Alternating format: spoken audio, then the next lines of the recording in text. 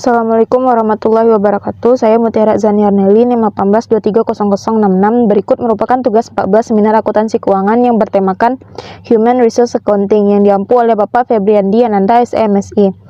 Baiklah, pada kali ini saya akan mereview sebuah jurnal yang berjudul An Analytical Study of Human Resource Accounting Practice and Indian Experience. Pembahasan teori. Akuntansi sumber daya manusia memberikan informasi mengenai kekuatan internal organisasi dan membantu dalam membuat keputusan mengenai investasi jangka panjang dalam organisasi tersebut. Daya tawar dan kinerja karyawan juga dipengaruhi oleh hal ini. Tidak ada ruang untuk menampilkan informasi signifikan tentang sumber daya manusia dalam laporan keuangan kecuali remunerasi yang dibayarkan kepada mereka dan jumlah karyawan yang mendapatkan kompensasi melebihi jumlah tertentu per tahun. Namun tidak ada larangan bagi perusahaan untuk melampirkan informasi tentang nilai sumber daya manusia dan hasil kinerja mereka selama periode akuntansi dalam catatan atau jadwal. Kasus yang dibahas. Studi tentang sumber daya manusia dari suatu organisasi tidak diberikan perhatian yang diperlukan oleh para pemikir manajemen selama bertahun-tahun. Di bawah kendala, laporan keuangan disiapkan sesuai dengan hukum perusahaan di India. Banyak pekerjaan telah dilakukan di bidang ini. Sangat disayangkan bahwa tidak ada pola yang ditetapkan atau diterima secara umum, baik untuk penilaian sumber daya manusia atau untuk pencatatannya dalam pembukuan atau untuk pengungkapan informasi melalui pernyataan yang berbeda.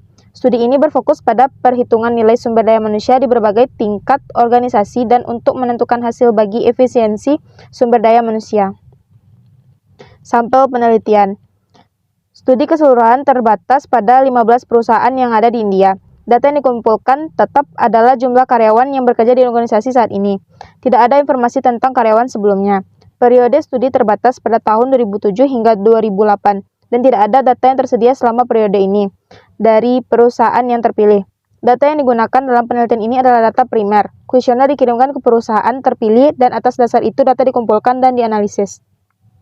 Teknik analisis data. Untuk mengolah data secara ilmiah dan agar mudah dipahami digunakan metode statistik tabulasi. Penyusunan data dilakukan dengan bantuan komputer. Microsoft Excel digunakan untuk pengolahan data dan presentasi. Hasil penelitian. Nilai sumber daya manusia tidak tergantung pada jumlah orang yang dipekerjakan, atau dengan kata lain, tidak perlu jika jumlah orang lebih tinggi dari nilai akan lebih banyak. Alasan untuk nilai yang lebih tinggi mungkin karena jumlah yang dibayarkan kepada karyawan. Perusahaan manufaktur membayar jumlah yang lebih sedikit kepada karyawan mereka sehingga nilai sumber daya manusia mereka berkurang. Meskipun mereka mempekerjakan sejumlah besar tenaga kerja. Nilai perusahaan IT lebih tinggi karena gaji di tingkat yang lebih tinggi dan tingkat menengah lebih tinggi dibandingkan dengan tingkat yang lebih rendah. Baiklah, sekian video dari saya. Wassalamualaikum warahmatullahi wabarakatuh.